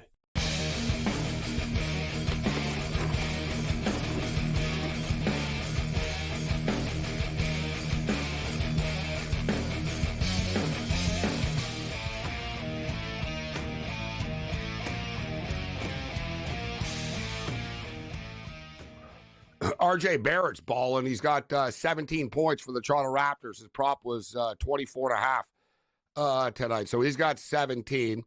Davion Mitchell is now suddenly up to 11. His prop was 11.5 tonight for the Toronto Raptors. Grady Dick, his prop was up to 20.5, and he's struggling tonight. He's only got 4 points in 12 minutes. As far as the Kings are concerned, Sabonis is stuck on 6 right now. DeRozan's stuck on 11. Murray's got 14. Fox has 12. And Kevin Huerter, who I didn't even think was going to play, he's got 9 points so far in this game right now. We'll see if the Raptors can continue their ATS tear, 7-1 against the spread. They're also 7-1 to the over on the season. Phoenix Suns on the free throw line with 5 seconds left right now. They're up by 3. They just missed a free throw, looking to get the 2-possession lead. We'll keep our eye on this. So there's a lot of stuff to get to. But you know what? Let's start off, actually. I'm in a CFL mood right now. We got about this a quick segment here. So let's get into, let's start off with this. But battle last week, the Argonauts drilled the Red Blacks. They hung 58 on them. And they're getting a lot of hype this week going into Montreal. The point spread keeps dropping. The Alouettes are 1.5 favorites, minus 125 on the money line. The total is 52 in this game. What do you think about the Eastern Division final, Babano? So I'm going to stick to taking the Argos, but this ain't the old days, unfortunately. When someone won the East semifinal, they go on the road next week in the East final. There'd be times you weren't getting just 2 points. You'd be getting at least, 4.5, 5.5, hell, sometimes even 6.5, 7. Those days are gone. You're only getting 2, so Toronto's got to pretty much win this game. But I like the way they're playing. Their offense is back to being explosive with Kelly through the air, and even the ground game with Carey and Adeboboye and all these running backs. They're finally running the ball, and they're showing some balance now. It took Dinwiddie a while to balance the offense, and they're running the ball. They're committing to it to go with the pass. Very dynamic, very explosive. This kind of feels like last year a little bit in reverse, where Toronto's the team that coasted down the stretch for the back half of the season. They had locked up first in the East for weeks, and then they got to the East final, and they got blitzed by Montreal. I'm not going to say Toronto's going to go to the Percival Molson Stadium and blitz Montreal, but it kind of feels like it's in reverse. Montreal didn't play great down the stretch. They've been locked the division up weeks ago. Now all of a sudden you got to ask these starters on both sides to come together, play their best game here in the East final against a red-hot team, a team that's looking to avenge a loss in the East final last year. I think the Argos can get the job done here. Cam, what's your pick for the Argos and the Alouettes? I'm on the Alouettes. I kind of think the Argos, they played great last week, but it's week to week. And I think Montreal's sitting at home steaming all this Argo love. You know what I mean? The Montreal I'll tell you one thing about the Alouettes. They got a hell of a lot better of a defense than the Ottawa Red Blacks do. That was joke. That was Swiss cheese time. Like those Argo receivers were open big time. And Babano, one thing too. Montreal, chip on their shoulders home. Those French fans can get wild. I think it's essential that Montreal gets off to a good start in this game. Hey, taking nothing away from the Argos, but it's a whole different beast you're fighting this week. And everyone's going, Argos offense? Well, Montreal D, and they still have some good veterans on their team. I like the Alouettes to win a very tight game and win by like 3 or 4 points. I think it's a classic. The weather won't be a factor Saturday. This is another thing, too. And Babano's talking about, traditionally in the CFL playoffs, I was thinking about it last week, Babano, watching the games. I was like, dude, anyway, you can't argue that climate change doesn't exist. Like, you know what I'm saying? Like, when you're watching CFL playoff games and everyone's walking around in T-shirts and you see fans in, like, hoodies and like, the players, no one's even wearing sleeves or anything. And I'm thinking back, I'm like, here. Like where we are. Exactly. Oh, Toronto in the hot. Summer. No, I was like, I had almost my air conditioning on. I'm like, what? But even it was boiling. Even Saskatchewan, you know what I mean? Like the weather, it was balmy. Like, it was like you said, Toronto was like super nice weather. We're seeing it across. We saw tonight in the MAC. They were talking about it. Like, damn, they said this is the nicest it's ever been in Kalamazoo since I've ever been here. But same thing, Montreal, 45 degrees and sunny. So a little cool, but sunny, 4-mile-an-hour winds, wind not a factor. It's not that much of a windy stadium, that much. There's a little bit of wind on that hill, but not that much. So weather won't be a factor here. You both raised good points. The Argos have played really good football, and it's true. That's a little bit of concern. I've been speaking to people in Montreal around the team that cover the team, and they're wondering, too, if they're going to be able to flick the switch. But I think they can. Personally, I think they've been just sort of biding their time. They've had a really good week of practice, the Alouettes. The Alouettes have, both these teams have chips on their shoulders, right? The Argos they have a big payroll. They want to prove that it wasn't a fluke, that they won the championship. And same thing with the Alouettes. The Alouettes don't think anyone respects them. And TSN ignore them.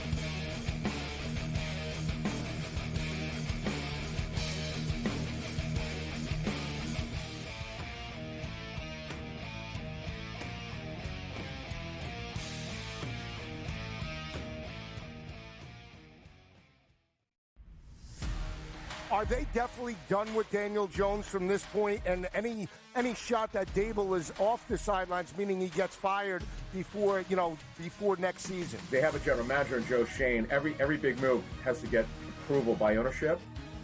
So, look, the bottom line is they don't know who their future quarterback is past this season. Tommy DeVito's clearly not the answer. They don't have a Drew Lock's not the answer.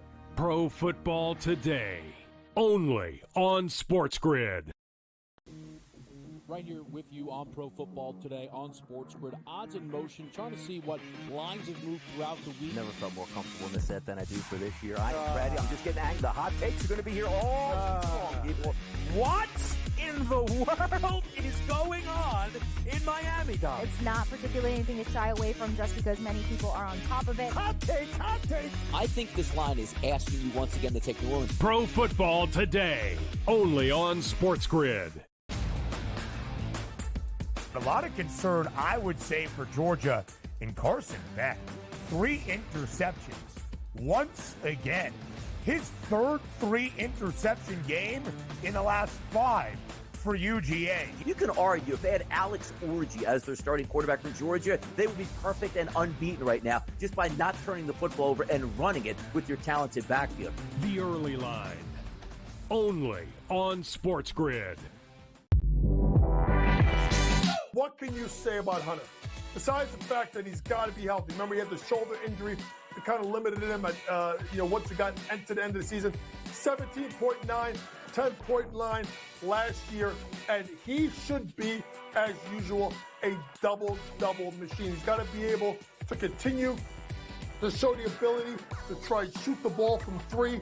Betting above the rim, only on SportsGrid.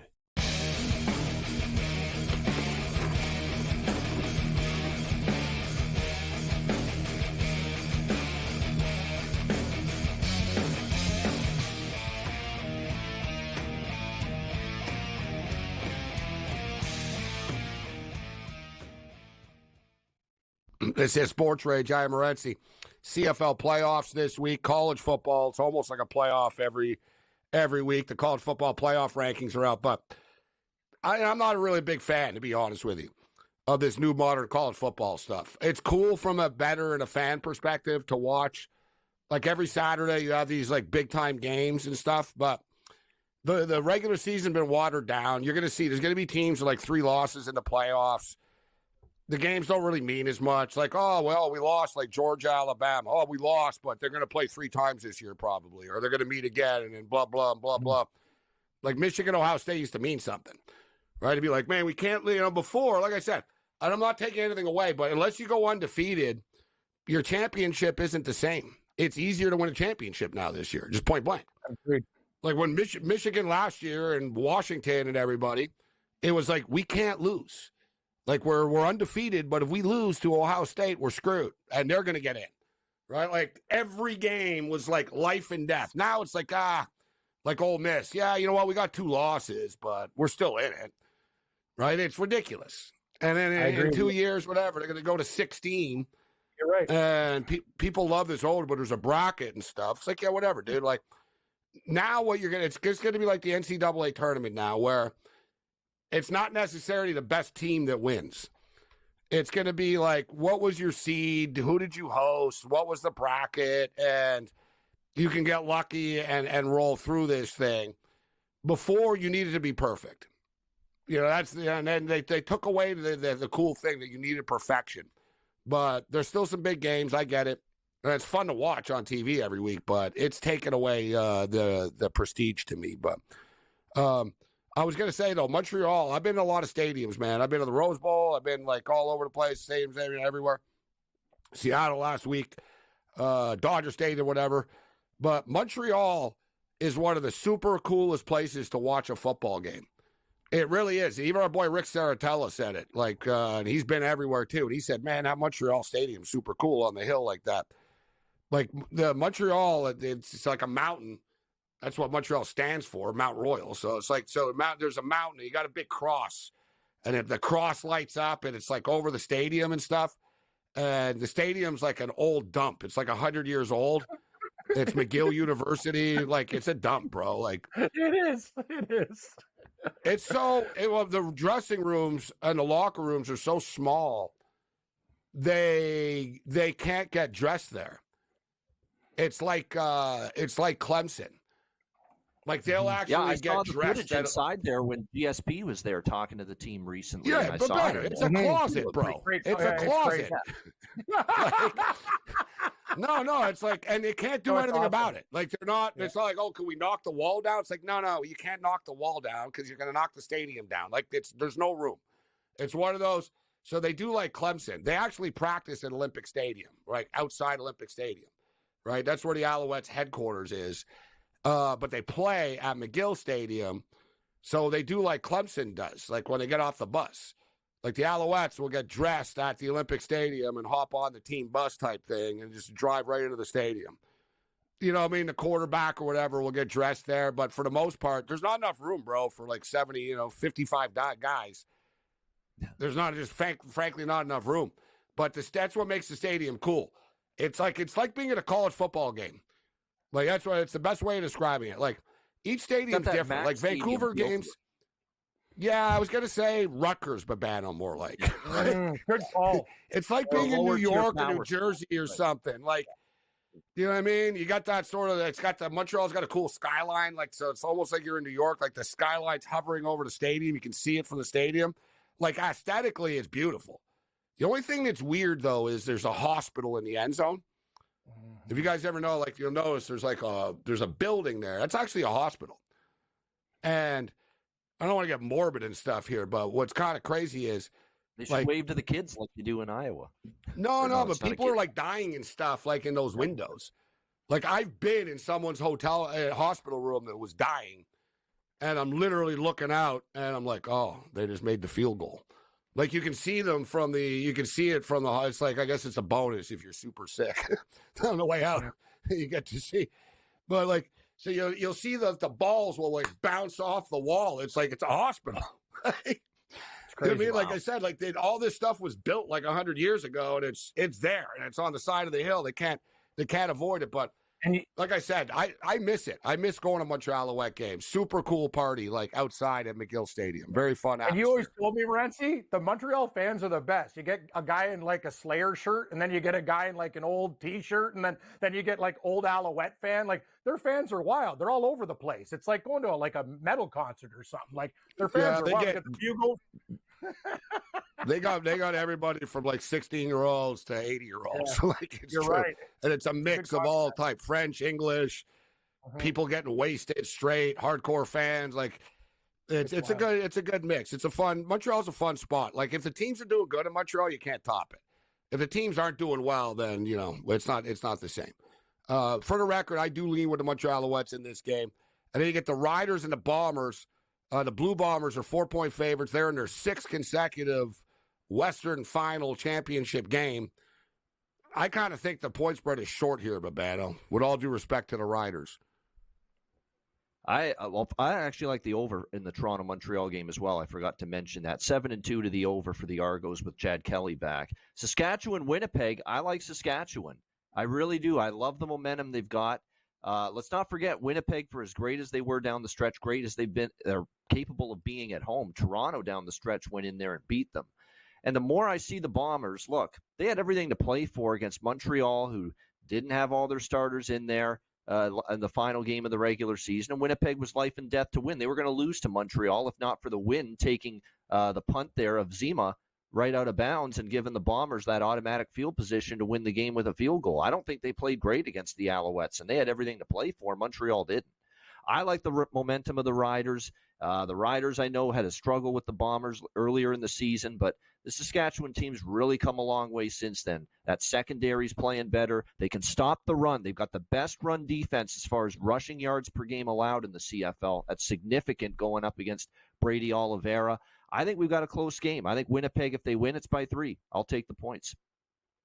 Cam, what's your pick? And I like the way Trevor's playing. Trevor's playing really well right now at quarterback. I don't know. You're just a Trevor Harris fan because you've spoken. You know him, so that's why you love Trevor Harris. He's your buddy. I can't believe we have a Banjo Bowl as the Western Final too. These teams don't like each other, nor do their fans. Winnipeg, Saskatchewan, bam. It's Banjo Bowl 3. I don't like either of them either, so it's all equal. Morency, hate them all. Yeah, as a I gotta Lions tell you, fan, who it do you is- cheer for? Probably. He cheers for his money. I'll wherever he's put it, gonna this, bet I'll on, put I it this guess. way. Like, if it ends up Tough being the game. Riders and the Argos in the Grey Cup, I'm selling the tickets. Like, you know what I'm saying? Who'd you cheer for? If it's- Argos over Riders, right? Come on, really? Oh, yeah, Who I would you- would. I A would, man but, would cheer for the you know what I mean? Riders. Like, I know he would. I know he would. Yes, he would. That's a Hamilton in him.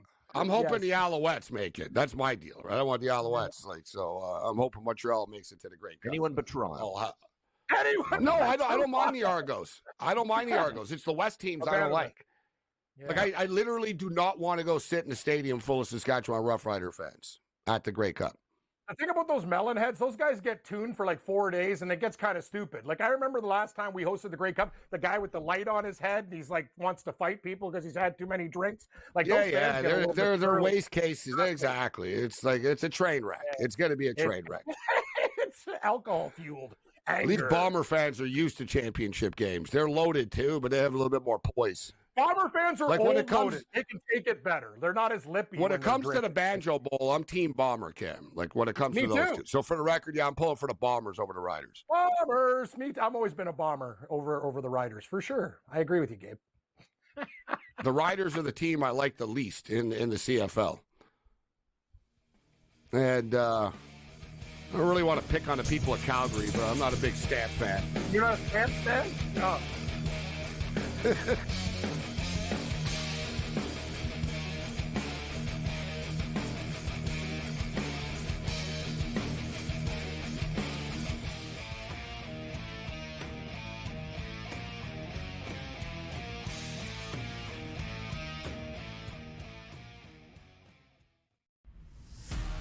Are they definitely done with Daniel Jones from this point? And any shot that Dable is off the sidelines, meaning he gets fired before next season? They have a general manager in Joe Shane. Every big move has to get approval by ownership. So, look, the bottom line is they don't know who their future quarterback is past this season. Tommy DeVito's clearly not the answer. They don't have it. Drew Lock's not the answer. Pro Football Today, only on SportsGrid. Right here with you on Pro Football Today on SportsGrid. Odds in motion, trying to see what lines have moved throughout the week. Never felt more comfortable in the set than I do for this year. I am ready. I'm just getting angry. The hot takes are going to be here all season long, people. What in the world is going on in Miami, Dom? It's not particularly anything to shy away from just because many people are on top of it. Hot take. I think this line is asking you once again to take New Orleans. Pro Football Today, only on SportsGrid. A lot of concern, I would say, for Georgia in Carson Beck. 3 interceptions. Once again. His third 3-interception game in the last 5 for UGA. You can argue if they had Alex Orji as their starting quarterback for Georgia, they would be perfect and unbeaten right now just by not turning the football over and running it with your talented backfield. The early line, only on SportsGrid. What can you say about Hunter? Besides the fact that he's got to be healthy. Remember, he had the shoulder injury that kind of limited him at, once he got to the end of the season. 17.9, 10.9 last year, and he should be, as usual, a double-double machine. He's got to be able to continue to show the ability to try and shoot the ball from 3. Betting above the rim, only on SportsGrid.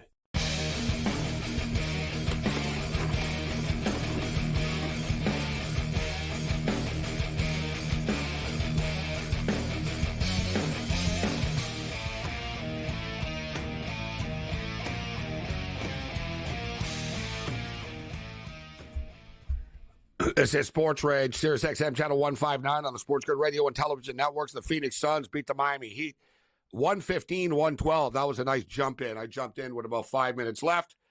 This is one of the instances, actually, where, sometimes, you don't get the bet in or the phone, you got problems. And I wanted to bet the Oklahoma City Thunder in-game money line when it was tied. I said, I think they'll both win, and the Phoenix Suns. And as I tried to do it, I couldn't do it. I had to restart everything. So I had to log in, log out, redo everything. And by the time I got in, the number changed in the Denver game. and I didn't get it in, but I got the Phoenix bet in, and I won the Phoenix bet, and I would have split. So instead, I went 1-0. So sometimes the technology sucking will be on your side. So I actually won a bet because of that. 64-62 for the Clippers right now over the Sixers. Super close game midway through the third quarter of play. Raptors are leading the Sacramento Kings 84-81 with 2.5 left in the third quarter. In-game total is 239.5, so it's been higher scoring once again. San Diego State are starting to pull away a little bit. They're up by 7 right now with 3 minutes left. They were laying 10.5 in the game. And the Toreros are up by 1. That was the other one that I liked. I said I think San Diego will come back and beat Ryder. They're now minus 3.5, minus 170 on the money line. All right, so we talked about the CFL. Let's get to the NFL actually. Babano, what do you think about the Thursday night or tomorrow night? The Bengals and the Ravens.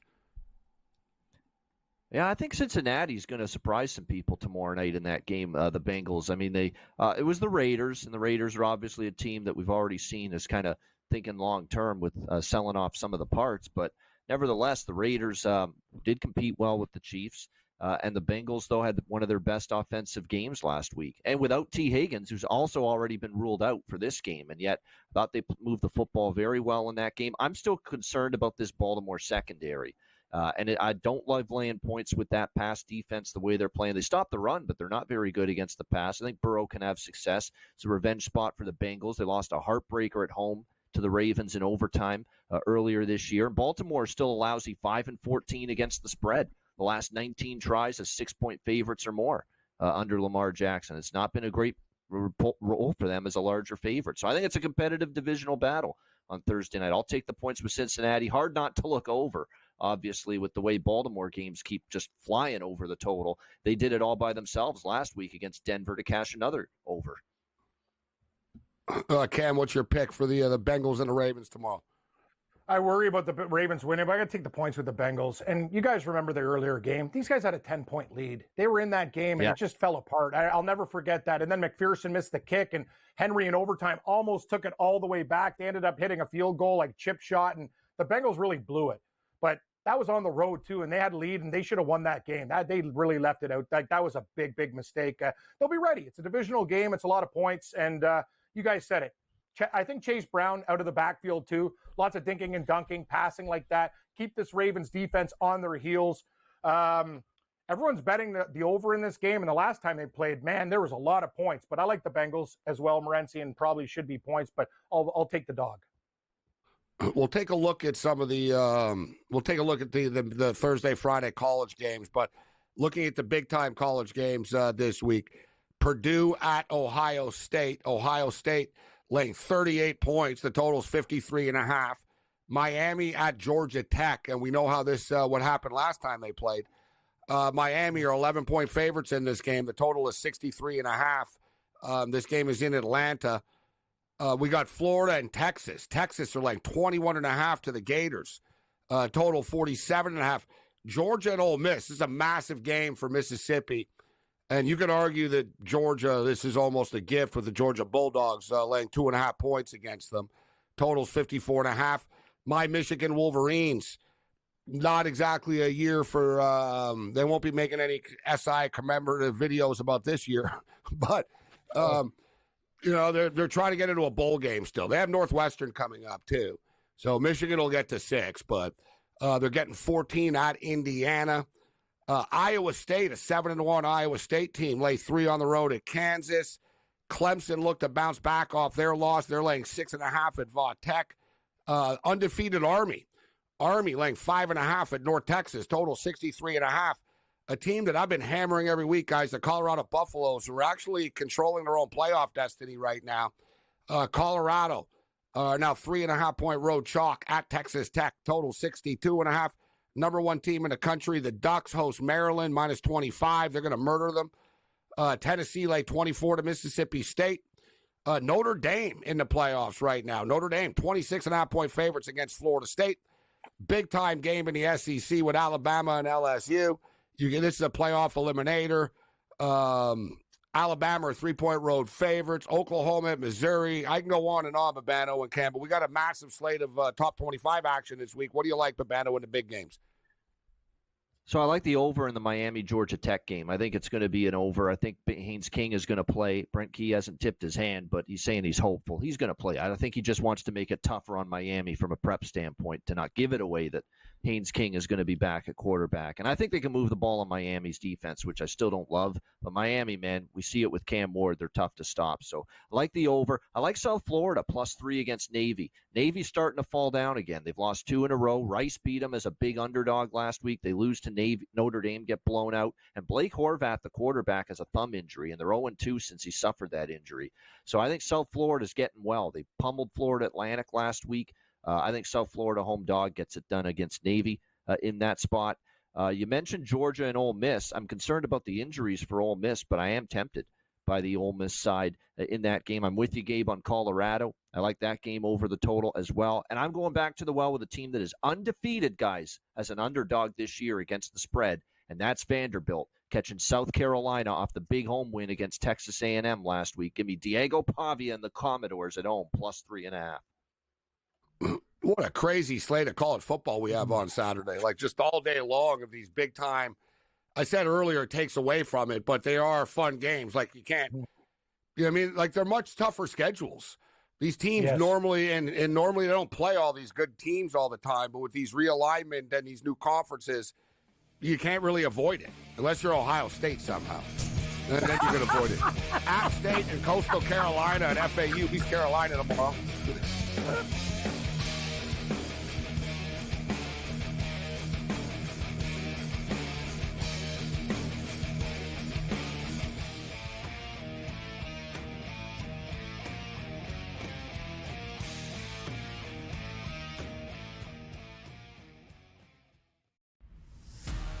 Are they definitely done with Daniel Jones from this point? And any shot that Dable is off the sidelines, meaning he gets fired before next season? They have a general manager in Joe Shane. Every big move has to get approval by ownership. So look, the bottom line is they don't know who their future quarterback is past this season. Tommy DeVito's clearly not the answer. They don't have it. Drew Lock's not the answer. Pro Football Today, only on SportsGrid. Right here with you on Pro Football Today on SportsGrid. Odds in motion, trying to see what lines have moved throughout the week. Never felt more comfortable in this set than I do for this year. I am ready. I'm just getting angry. The hot takes are going to be here all long, people. What in the world is going on in Miami, Dom? It's not particularly anything to shy away from just because many people are on top of it. Hot take, hot take. I think this line is asking you once again to take New Orleans. Pro Football Today, only on SportsGrid. A lot of concern, I would say, for Georgia in Carson Beck. 3 interceptions once again. His third 3-interception game in the last 5 for UGA. You can argue if they had Alex Orji as their starting quarterback for Georgia, they would be perfect and unbeaten right now just by not turning the football over and running it with your talented backfield. The early line, only on SportsGrid. What can you say about Hunter? Besides the fact that he's got to be healthy. Remember, he had the shoulder injury that kind of limited him at, once he got to the end of the season. 17.9, 10.9 last year, and he should be, as usual, a double-double machine. He's got to be able to continue to show the ability to try and shoot the ball from 3. Betting above the rim, only on SportsGrid.